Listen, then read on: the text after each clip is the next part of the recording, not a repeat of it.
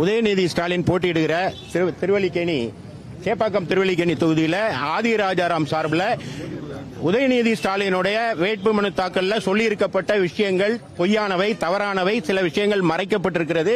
எனவே 33A மக்கள் பிரதிநிதி சட்டத்தின்படி அவருடைய வேட்புமனுவை நிராகரிக்கணும்னு மனு கொடுத்தோம். இப்ப இந்த மனு கொடுத்து கீழே வந்து பேசும்போது போலீசார் அதை இடையூறு பண்ணாங்க. நீங்க காட்சிகளை பார்த்திருப்பீங்க.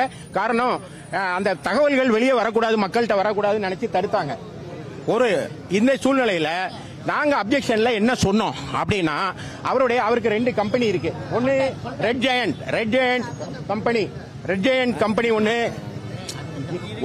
கம்பெனி ஒன்னு இருக்கு. இன்னொன்னு வந்து அவருக்கு ஸ்னோ ஹவுசிங் லிமிடெட்னு ஒன்னு இருக்கு.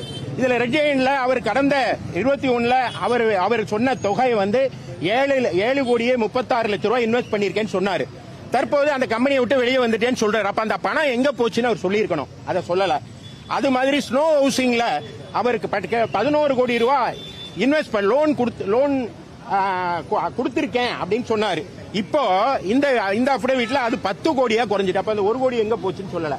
அவரது மனைவி அவங்க வந்து ரெட் ஜெயண்ட்ல இப்போ 2 கோடியே இந்த அஃபிடவிட்ல இந்த வருடம் 2 கோடியே 63 லட்சம் ரூபாய் இன்வெஸ்ட் பண்ணிருக்கேன்னு சொல்றாங்க. அந்த பணம் எங்கிருந்து வந்துச்சுன்னு அவங்க சொல்லணும், அதை சொல்லல.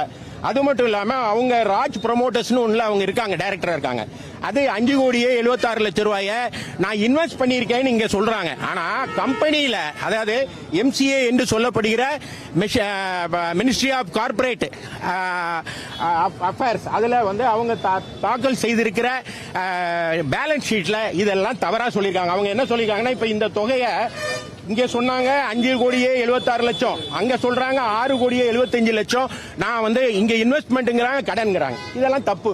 ஏன் தப்புன்னு நான் சொல்றேன்னா, ஒரு அஃபிடவிட்ங்கிறது என்ன அப்படின்னா, நான் சொல்வதெல்லாம் உண்மை, இது உண்மையை தவிர வேறு இது இல்லைன்னு பிரமாண பத்திரம்னா அவர் சத்தியம் செய்து பிரமாணம் செய்யறது.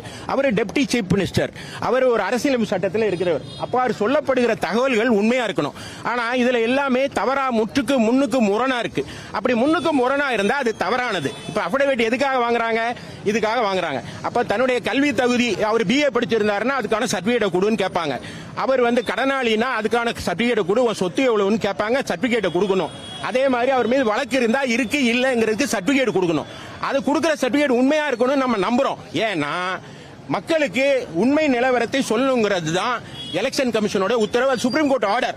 Right to know about the கேண்டிடேட்ங்கிறது ஒருத்தருடைய ஃபண்டமெண்டல் ரைட். இந்த தொகுதியில போட்டியிடுகிறவருக்கு, இந்த தொகுதியில வாக்காளராக இருக்கவருக்கு தெரிந்து கொள்ள வேண்டிய பொறுப்பு இருக்கு, அதுக்கு உரிமை இருக்கு. அதை மறைச்சா தப்பு. அப்ப அதை வந்து டிஸ்மிஸ் பண்ணணும், நீங்க ஏற்றுக்கொள்ள கூடாதுன்னு நாங்க சொன்னோம்.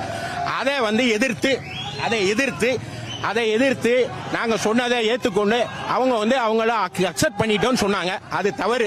இது நீதிமன்றத்திற்கு, நீங்க நீதிமன்றத்தில் பாத்துக்கோங்கன்னு சொன்னாங்க. எங்க சட்ட போராட்டம் தொடரும்.